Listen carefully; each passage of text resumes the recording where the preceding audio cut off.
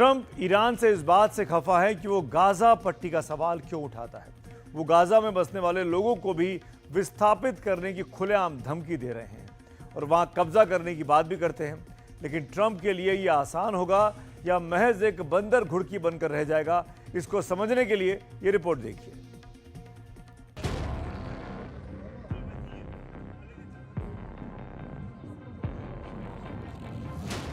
Gaza में पिछले 16 महीने से त्रासदी झेल रहे लोगों की जिंदगी आज विरोध का झंडा उठाकर खड़ी है।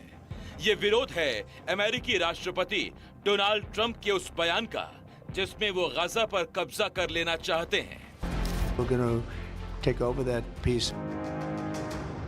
आज गाजा बुरी तरह तबाह हो चुका है। इजरायली हमले में फिलिस्तीन में करीब 50,000 लोग मारे गए हैं। वहां बर्बादी का इतना कचरा जमा हो चुका है जिसे हटाने में 21 साल लग सकते हैं। गाजा में 5 में हर तीसरा आदमी बेघर हो चुका है। वहां की 2/3 इमारतें बर्बाद हो चुकी हैं, जबकि 57% खेती लायक जमीन युद्ध में तबाह हो चुकी है। फिर भी अपने वतन, अपनी मिट्टी के प्रति लोगों का लगाव ऐसा है कि ट्रंप के तुगलकी फरमान के खिलाफ वो उठ खड़ा होने का जज्बा दिखा रहे हैं।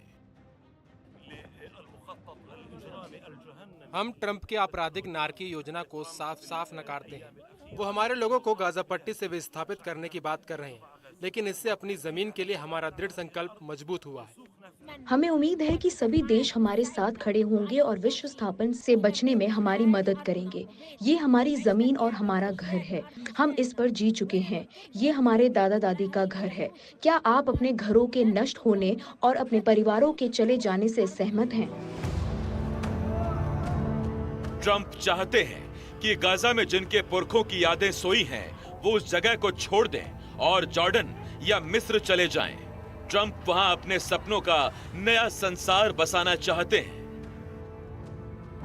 लेकिन जिनका वो देश है, वो अपने शरणार्थी शिविरों में उड़ते हुए तंबुओं के बीच भी अपने हौसले को उड़ने नहीं देना चाहते। जैसा कि आप देख सकते हैं, तंबू उड़ गया और लोग अस्त व्यस्त हो गए। अब हम अपना सामान उस व्यक्ति के पास पहुंचा रहे हैं जो हमारी मेजबानी करने के लिए मान गया है। उन्होंने कहा ठंड खत्म होने तक 2 दिनों के लिए हमारे पास आए। यह हमारे लिए विस्थापन से ज्यादा कठिन है। हम रात में जागे और पाया कि हमारे तंबू हवा के कारण हमारे ऊपर नष्ट हो गए थे और हमारे कपड़े और भोजन रेत से भर गए थे। हम 1 सप्ताह के लिए वापस लौटना चाहते थे, लेकिन हमारे पास परिवहन के लिए पैसे नहीं थे। ये बात सही है कि गाजा अब बर्बादी के आखिरी मुहाने पर खड़ा है, लेकिन इसका मुद्दा जमाने से बेहद जटिल रहा है। गाजा कोई स्वतंत्र या संप्रभु देश नहीं है। इसे फिलिस्तीन का हिस्सा जरूर माना जाता है। गाजा पर 2007 से ही हमास का कब्जा है, लेकिन अंतर्राष्ट्रीय कानूनों के मुताबिक अमेरिका गाजा पर नियंत्रण नहीं कर सकता। कब्जे के लिए उसे अंतर्राष्ट्रीय संधि करनी होगी।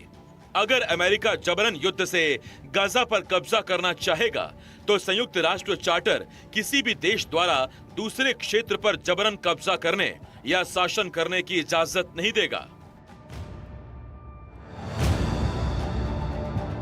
और अब तक की खबर यह है कि ट्रंप के तुगलकी बयान पर संयुक्त राष्ट्र ने सख्त आपत्ति जताई है।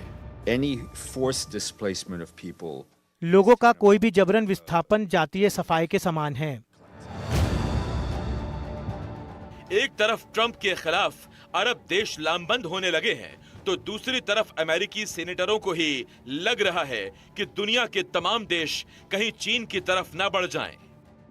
एनडीटीवी इंडिया की रिपोर्ट।